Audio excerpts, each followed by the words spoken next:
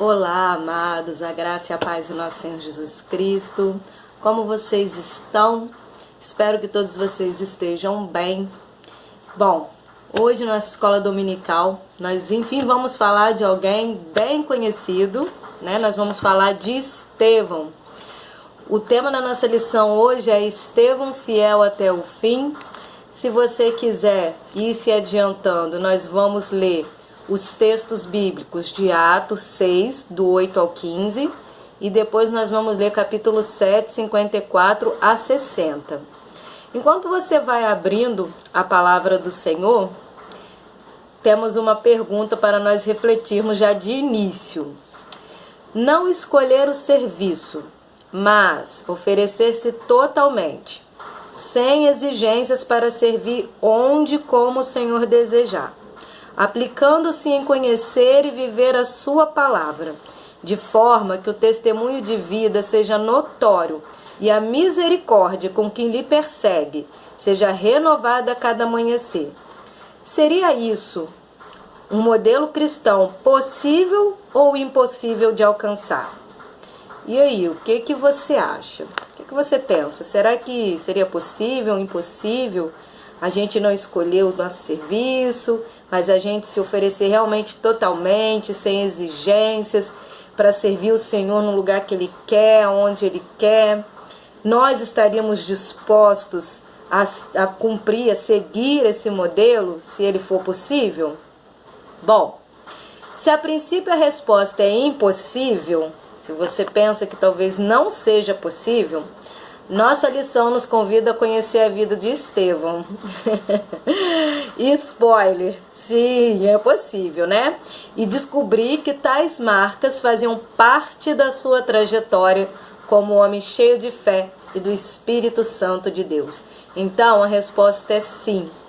E nós sabemos ser possível porque nós temos a ajuda, o cuidado, o auxílio de Deus, através do seu Espírito Santo. Jesus, ele disse que ele iria, mas não nos deixaria órfãos, e que o Espírito nos ensinaria todas as coisas. Então, se talvez você tenha achado que é difícil, eu também acho que é difícil, mas não é impossível. Não pense que é impossível, pois não é. Vamos orar para nós estarmos lendo a palavra do Senhor? Pai, primeiramente eu quero te agradecer, Senhor, por mais uma vez poder estar nos aprofundando na sua palavra, conhecendo, prosseguindo te conhecer, Senhor, através, Senhor, das tuas escrituras, das tuas santa escritura. Espírito Santo, fala conosco, conduza-nos dentro desse texto, revela-nos as verdades bíblicas e nos ensina, Espírito Santo, a andar, a praticar, a viver essas verdades em nossas vidas. Eu oro por cada um, meu Pai, que estará conosco, participando, aprendendo.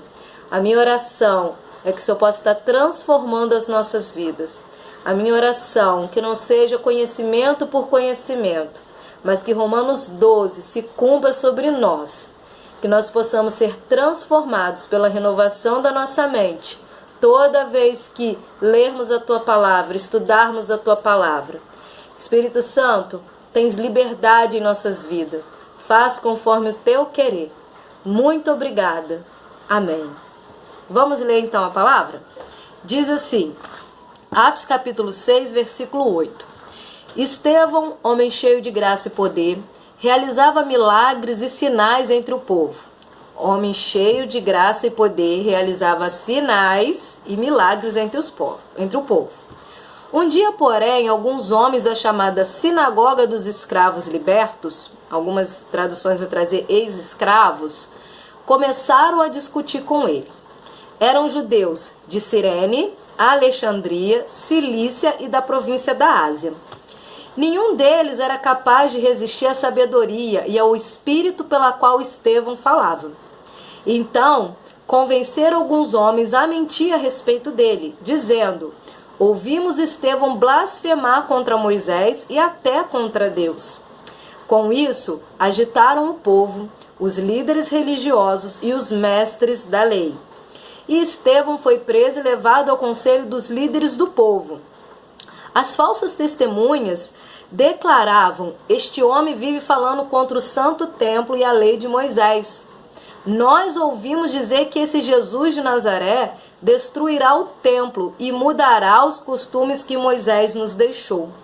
Nesse momento, todos os membros do conselho olharam para Estevão e viram que o seu rosto parecia o rosto de anjo. Antes mesmo da gente começar a falar de Estevão, guarda duas coisinhas. Versículo 10. Nenhum deles era capaz de resistir à sabedoria e ao Espírito, pela qual Estevão falava. E versículo 15. Nesse momento, todos os membros do conselho, que momento? O momento onde aquelas falsas testemunhas estavam testemunhando, contando mentiras, olharam para Estevão e viram que o seu rosto parecia o rosto de anjo. Vamos agora lá para o capítulo 7. Nós vamos ler só os versículos 54 até os 60, tá? Depois fica aí de dever de casa para você ler o capítulo 6 e 7 inteiro para você entender a história num todo, ok? Vamos lá. Versículo 54.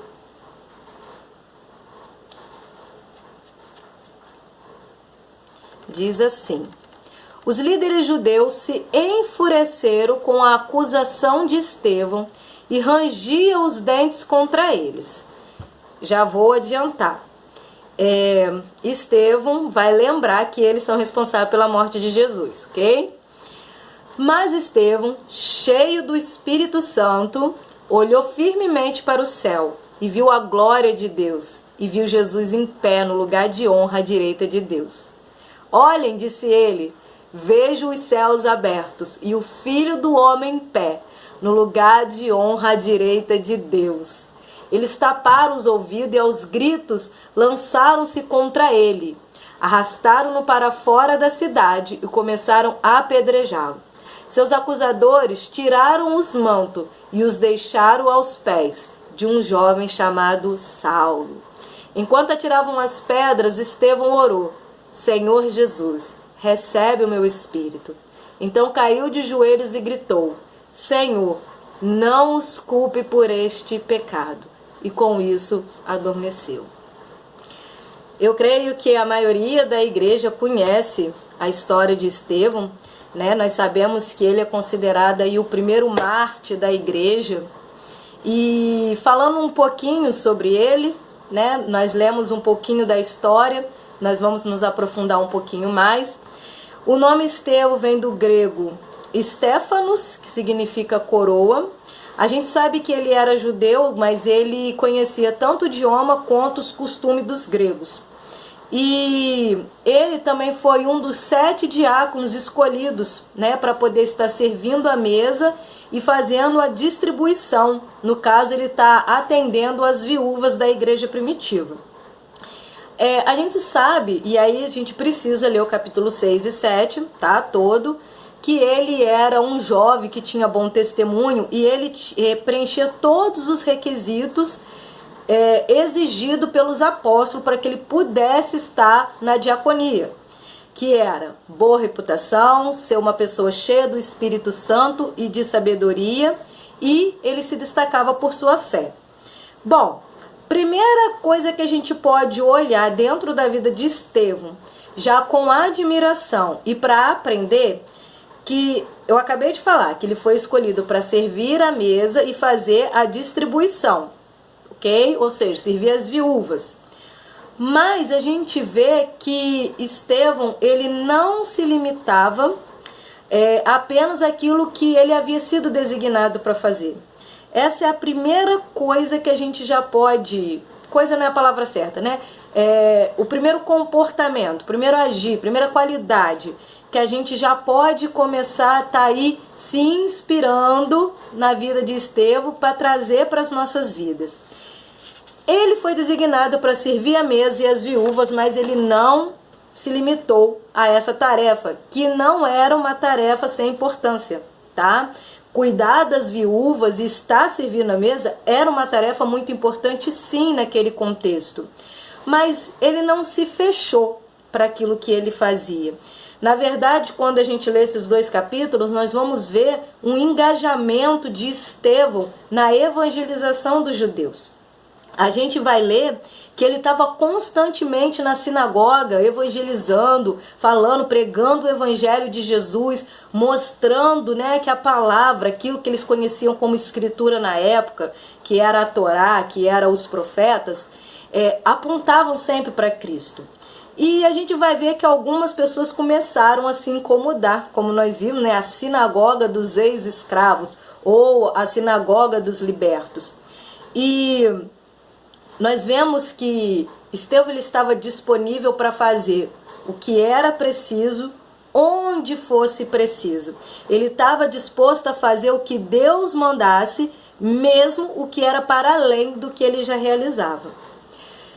Nós temos, né, uma divisão de serviços, por assim dizer, dentro da obra da casa do Senhor.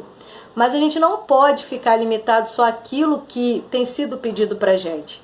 Então, já vamos colocar um primeiro aprendizado, que nós, como Igreja de Jesus, a gente precisa ir além. Até porque Jesus conta numa parábola que servo que só faz aquilo que lhe manda é servo inútil. Nós não queremos ser servo inútil. Nós temos aqui um comentarista que diz, agora falando um pouquinho do porquê que aconteceu o problema dentro dessa sinagoga em questão. Esse comentarista, ele vai falar que o impasse entre Estevão e os homens da sinagoga... Irmão, desculpa. A Claro mandou uma mensagem no meio do vídeo, cortou meu vídeo para variar. Mas voltando. Ele defende que o impasse entre Estevão e os homens da sinagoga pode ter começado por causa dos milagres. Nós falamos, né, que ele era um homem cheio de poder e realizava milagres e sinais. E porque Estevão frequentava essa sinagoga. E ali pregava sobre Jesus e seus milagres. Nós lemos isso em Atos 6:9. Então, provavelmente, eles começaram a se incomodar com a evangelização de Estevão.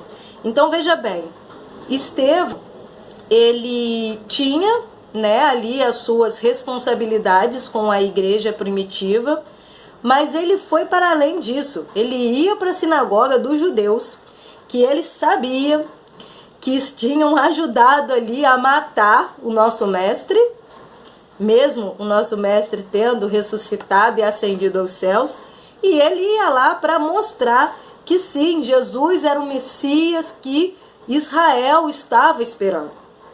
E que até hoje os judeus não aceitam, eles estão esperando o Messias militar dele até hoje, né? Bom, a gente sabe que eles pagaram testemunhas falsas para estar acusando Estevão de estar blasfemando contra o templo e contra a lei de Moisés. E aqui eu faço um parênteses novamente, porque quando a gente vai ler os profetas, leia Isaías, Jeremias, Ezequiel, a gente vê que um dos problemas justamente está colocando a confiança e esperança no templo, nos palácios, no rei, nos muros de Jerusalém.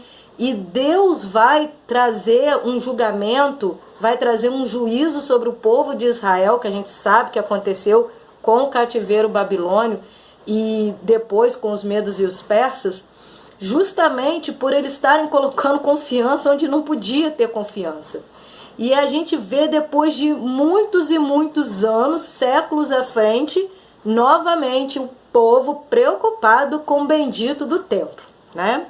Bom, a gente sabe que ele foi levado até o sumo sacerdote, né? Ele foi levado diante do sinédrio e diante do sumo sacerdote, que era a pessoa ali responsável por averiguar a gravidade, né? As acusações e emitir aí a sentença. E aqui a gente falou que era um homem cheio de poder, fazia sinais e milagres e que ele se destacava por sua fé. E a gente consegue ver aqui que Estevão, como homem de fé, ele não recuou, mesmo diante dos seus opositores e mesmo diante de uma autoridade religiosa. Mas eu falei para vocês para guardar o versículo 10, que eles não podiam resistir à sabedoria desse homem. Eles, diante do Sinédrio, eles levantando acusações contra ele, a gente vê um homem de fé que não recua diante dos opositores, e esses opositores não conseguiam resistir à sabedoria que havia na vida de Estevão. E aí, como eu pedi para vocês guardarem ali o versículo 10, a gente vê, né, uma falsidade diabólica contrastando com o rosto angelical de Estevão. E eu não sei se vocês param para pensar, mas eu fico imaginando, eles estavam vendo o rosto de Estevão como de anjo. E ainda assim eles não acreditaram, e ainda assim eles foram de dura cerviz, como a Bíblia muitas vezes chama o povo de Israel, e nem com um sinal desse eles conseguem baixar a guarda. E a gente vê, né, a dureza de coração, a religiosidade, o apego a uma interpretação errada das Escrituras, porque eles não aceitaram Jesus, porque eles esperavam um rei com seu grande exército que fosse acabar com Roma e libertar. E quando a gente faz um estudo um pouquinho mais aprofundado, lá no livro de Salmos, nos profetas, a gente vê que era uma interpretação equivocada deles. Quando você se aprofunda um pouco mais, e claro, eles não aceitam Apocalipse, mas nós temos ainda o livro de Apocalipse para nos ajudar. A gente vê que o Messias veio, e que naquele primeiro momento ele veio como cordeiro, porque ele veio para salvar. Jesus diz isso, que ele tinha vindo primeiro para salvar, mas ele vai voltar. E aí, quando ele voltar, aí sim vai ser como um leão. Aí sim vai ser como um juiz. E Israel, o povo judeu, infelizmente até hoje não entendeu isso. Continuando, se a gente for pegar para ler, né, do capítulo 7 em diante, nós vamos ver um homem que conhecia profundamente a palavra de Deus. Aliás, esse discurso de Estevão na sua defesa, ele é o maior discurso do livro de Atos. Por quê? Porque ele vai defender a pessoa de Jesus. Ele vai defender, né, essa questão de Jesus ser o Messias. Ele vai discorrer desde Abraão, né, vai passar pelos profetas, por Davi, por Salomão. Ele vai discorrer desde o patriarca, o primeiro patriarca, até os últimos acontecimentos, mostrando, provando pelas escrituras, né, pelo que eles acreditavam, que tudo apontava para Cristo. E ele não perdeu a oportunidade, e aqui eu creio que foi o estopim de ódio, de raiva, de rancor daqueles homens. Ele não perdeu a oportunidade de lembrar que eles também eram responsáveis pela morte de Jesus, pela crucificação do Mestre. E a forma como ele enfrentou a situação com esse discurso, provando dentro daquilo que eles criam que era a lei, e lembrando, trazendo à memória deles que eles também eram responsáveis, gerou raiva e ódio nos seus opositores. E a gente vai ver aí que, prevendo,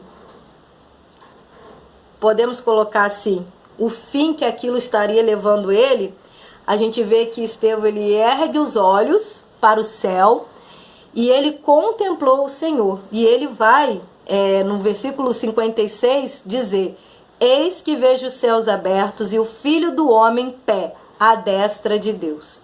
Neste momento, a gente sabe que eles se enfureceram, que eles, viraram no giraia, surtaram, e a gente lê na Bíblia que eles taparam o ouvido e se arremeteram, né? Eles pegaram Estevão, levaram para fora e apedrejaram Estevão aí até morrer. E nós já vamos, creio que vocês já sabem, a última fala de Estevão que nós lemos, que é o versículo 60. Então pode se preparar que sim, a gente precisa aprender sobre misericórdia, sobre perdão.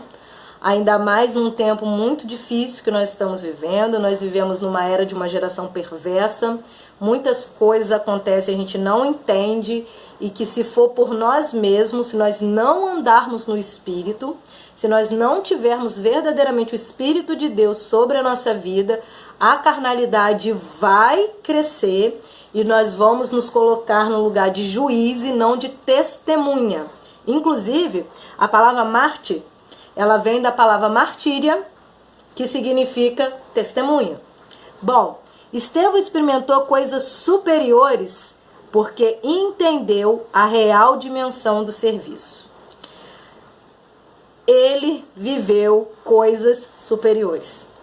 Ele elevou os céus e ele contemplou Jesus ao lado de Deus. Estevão fazia milagres e sinais no meio do povo. Estevão viveu coisas...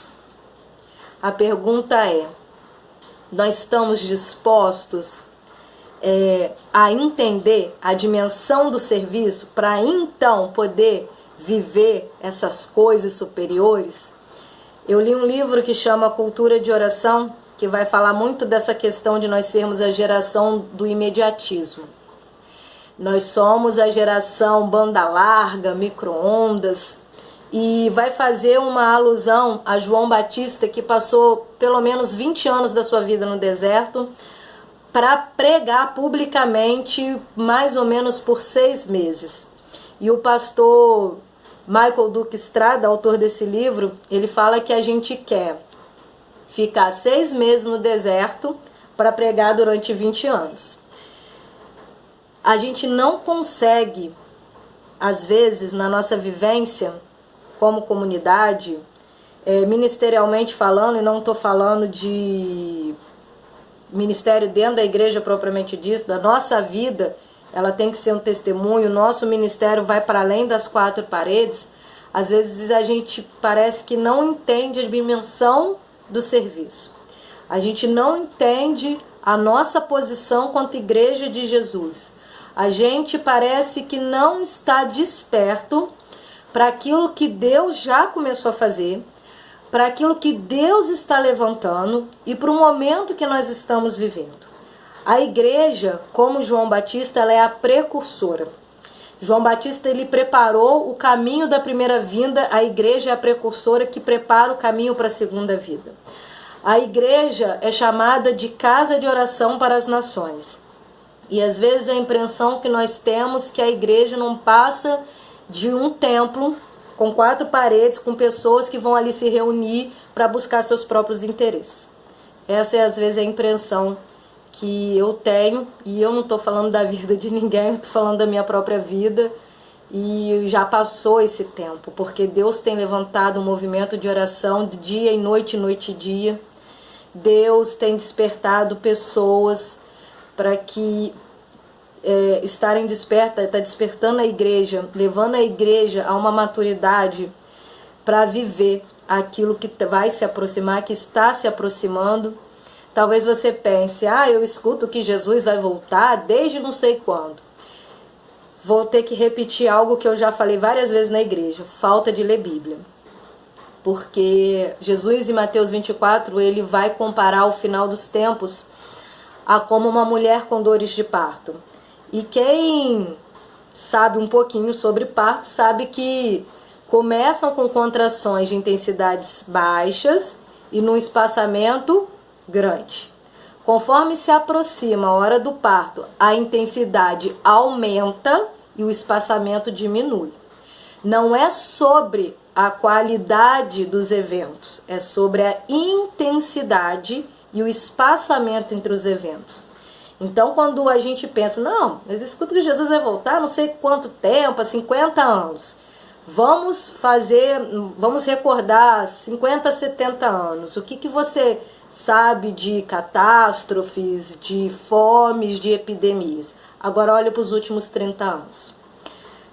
As dores de contração estão aumentando de intensidade e o espaçamento está diminuindo. A igreja precisa se despertar para isso, porque a igreja precisa se preparar.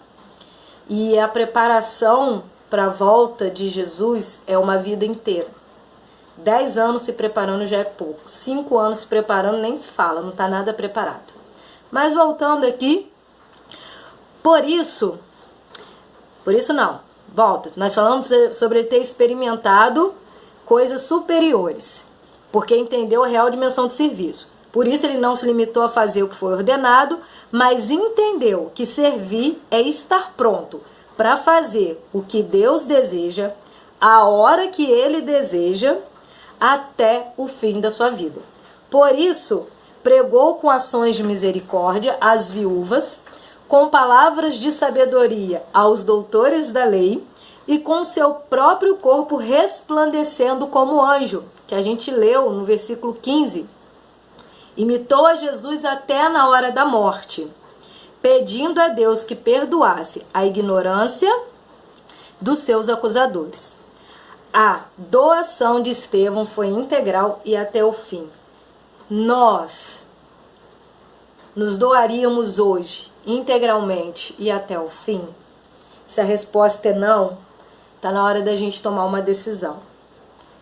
Porque Jesus disse que aquele que busca a sua vida vai perdê-la, mas aquele que perde a sua vida por ele, pelo reino, por amor a ele, encontra a vida. Como sempre, a nossa revista ela vai trazer algumas questões sobre o que nós podemos aprender aí com Estevão, mas antes de estar falando das 3 características aí, né, de 3 coisinhas que a gente pode estar aprendendo, a nossa revista ela vai fazer alusão de um projeto que eu conheço há muitos anos, eu acho que já deve fazer uns 10 anos que eu faço parte como colaboradora, creio que muitos já ouviram falar do projeto Missão Portas Abertas. Por quê? Nós estamos falando do primeiro mártir da igreja. E nós vivemos no continente americano, onde supostamente não existe perseguição religiosa. Errado, tá? Nossos irmãos em Cristo aqui na Colômbia sofrem perseguição. Inclusive, eles fazem parte do ranking que o Portas Abertas faz todo ano, né? Nós sabemos que o país com maior perseguição religiosa há muitos e muitos anos continua sendo a Coreia do Norte. Infelizmente, esse ano nós tivemos aí uma surpresa. A Rússia entrou no ranking de países que perseguem cristãos. E isso, assim, mais uma vez, está na hora da gente se ligar que o tempo está passando e a igreja precisa se despertar para as coisas que estão acontecendo. Não é de hoje, né? A gente vê, como falou, foi o primeiro mártir da igreja. Nós sabemos que Pedro foi crucificado, Paulo foi decapitado, João, tentaram matar João de diversas maneiras. Nós temos o próprio João Batista que também foi decapitado. Então, a gente vai vendo, a gente vê ao longo da história da igreja essa perseguição. E a nossa revista ela vai fazer essa alusão porque, como nós moramos no Brasil, nós não temos ideia do que é uma perseguição religiosa hostil. Por que eu digo hostil? Porque conforme se aproxima o final dos tempos, se a gente for ler agora, voltando de novo um pouquinho em Apocalipse, nós vamos sofrer uma perseguição sutil e uma perseguição hostil. Nossos irmãos em Cristo no Oriente Médio, na Colômbia, como eu já falei, eles sofrem uma perseguição hostil, né? A gente vê coisas assim absurdas. Eu tenho várias revistas, todo mês eu recebo a revista do Portas Abertas com motivos de oração, com as histórias, e são coisas que chocam e entristecem muito o nosso coração. Mas a gente pode dizer que essas pessoas lá, você pode dizer quem é cristão e quem não é. Nós, no mundo ocidental, nós vivemos uma perseguição sutil. No livro de Apocalipse é a serpente, a perseguição sutil, e o dragão, a perseguição hostil. Por que sutil? Porque a gente já vive o cativeiro ideológico. Quando a gente olha para a nossa nação, quando a gente olha para o mundo ocidental, a gente vê um cativeiro ideológico que Apocalipse vai falar que, né, que é a influência da Babilônia. E a gente precisa estar ciente, se dispor, estar em oração, estar em intercessão, Se puder, abençoando financeiramente, escrevendo cartas para essas pessoas dentro do site do Portas Abertas. Tem a Missão Mais também, que trabalha com cristãos perseguidos.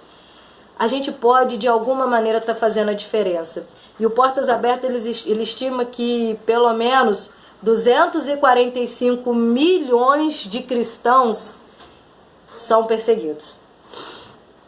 E nós precisamos, como a Igreja do Senhor Jesus, porque é até o líder da Missão Mais que fala isso, não existe a igreja perseguida. Nós somos a Igreja de Jesus. Existem os nossos irmãos que são perseguidos, mas todos fazemos parte de uma mesma igreja.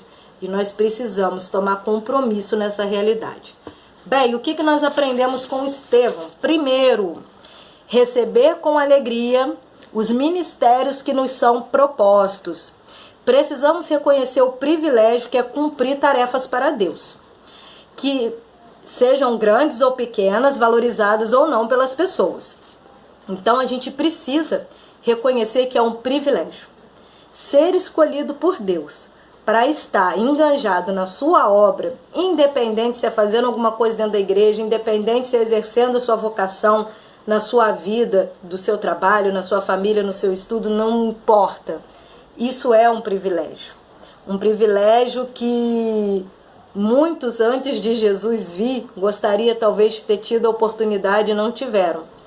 Segundo, anunciar o Evangelho para além das nossas funções ministeriais. Isso é muito importante. A gente não pode se acomodar a uma zona de conforto. A gente não pode simplesmente achar que, inclusive isso é uma tentação, que, por exemplo, oração e pregação são ministério para pessoas específicas. Aliás, amados, oração é uma disciplina espiritual para te levar para perto de Deus. Não existe relacionamento com Deus sem oração. Então, não existe o ministério da oração, tá? Oração faz parte da vida de todo e qualquer cristão. Talvez pregar a palavra em cima de um púlpito seja para alguns, mas você pode pregar a palavra com a sua vida, com o seu testemunho. Aliás, essa é a pregação mais eficaz. Então a gente não pode cair nessa tentação de achar que isso são ministérios para pessoas específicas e simplesmente deixar essa tarefa para outras pessoas e não se dispor como Estevão se dispôs, tá? Estevão nos ensina que seja qual for o serviço que prestamos na casa do Senhor, isso não nos isenta de abençoar as pessoas de fora com o nosso testemunho e oração, mostrando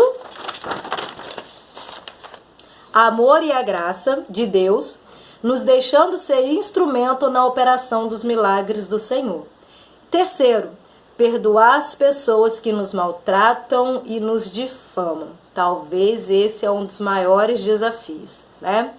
Os testemunhos dados a respeito de Estevão eram falsos, e ele sabia disso. Mas sua atitude foi de pedir ao Senhor que perdoasse aquelas pessoas. Como nós falamos, ele imitou Jesus até o fim.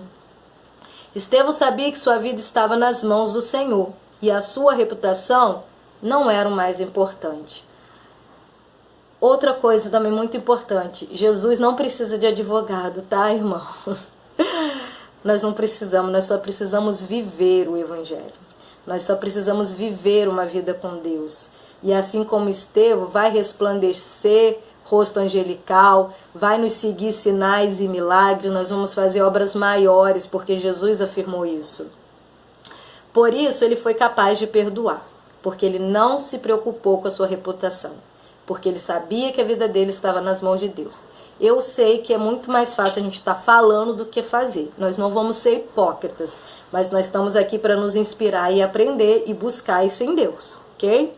Se entendermos que Deus tem o controle da nossa existência, não levaremos os erros das pessoas para o nível pessoal e assim conseguiremos exercer o perdão mais facilmente. Isso é possível se deixarmos o Espírito Santo agir em nós. Se nós não andarmos no Espírito, se nós não formos pessoas cheias do Espírito Santo, pode ter certeza que nós não vamos conseguir avançar. A nossa matriz é adâmica, mas o nosso modelo, nosso objetivo, nosso modelo maior é Jesus. E Jesus sabia que nós, por nós mesmos, não conseguiríamos nada. E é por isso que o Espírito veio. Tenha uma vida de busca diária, peça ao Espírito Santo para te convencer do pecado, da justiça, do juízo, se arrependa, confesse os seus pecados e tenha verdadeiramente uma vida no Espírito, porque é Ele que nos habilita, Ele que nos ajuda. Amados irmãos, desculpa novamente, mas estavam me gritando aqui, porque tinha gente lá no meu portão me chamando. Nossa, é 10-0. Hoje, amados, podem rir, né? Primeiro, é claro, manda mensagem, corta meu vídeo. Segundo, tem um pernilongo aqui me azucrinando toda hora. Terceiro, vocês vão, eu creio que vai sair no vídeo, pessoas me gritando no fundo aí, mas glória a Deus, aleluias. Vamos aprender com Estevão a perdoar, né? Brincadeiras à parte. Pra gente concluir, Estevão foi um homem que transcendeu os limites da sua função. E o convite para nós é que nós, como igreja, a gente possa transcender as nossas funções. De útil para o serviço na mesa, tornou-se imprescindível para a memória da primeira comunidade cristã. De um serviço aparentemente simples, mas não menos importante, teve aí a sua memória marcada, sua memória aí, né, relatada na palavra de Deus, na história, na memória da primeira igreja, na história para nós, como uma inspiração para as nossas vidas.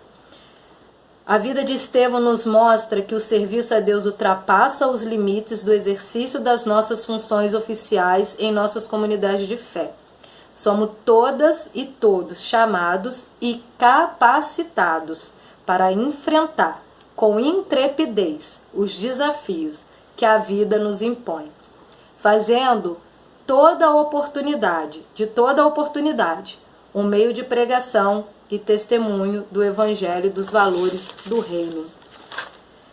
Que a gente possa estar se inspirando na vida desse jovem, desse homem cheio do Espírito Santo, cheio da presença de Deus, que ele possa nos inspirar a ter coragem e manter a nossa fidelidade quando de alguma forma alguém ou alguma situação confrontar a nossa fé. Nossa reação precisa ser de coragem, mas também de amor. Precisa ser de perdão e de oração pelas pessoas que nos confrontam. E como nos confrontam. Que você também possa estar se procurando conhecer um pouco mais a respeito dos nossos irmãos que sofrem perseguição, conhecidos como a igreja perseguida, né? Já disse, não gosto muito desse termo, e que você possa estar se enganjando também em oração, intercessão, em doação, de alguma maneira esteja junto. Nós somos um corpo, e não é porque eles estão distantes que eles deixam de fazer parte desse corpo junto conosco. Espero que a vida de Estevão possa ter te inspirado como inspirou a minha, ter te confrontado como me confrontou sobre vários aspectos, principalmente a sair dessa zona de conforto que nós temos a tendência de querer permanecer, e que nós possamos ser instrumentos de Deus na vida de muitas e muitas pessoas como Estevão foi. Um ótimo domingo, uma ótima semana, Deus te abençoe e até a nossa próxima aula.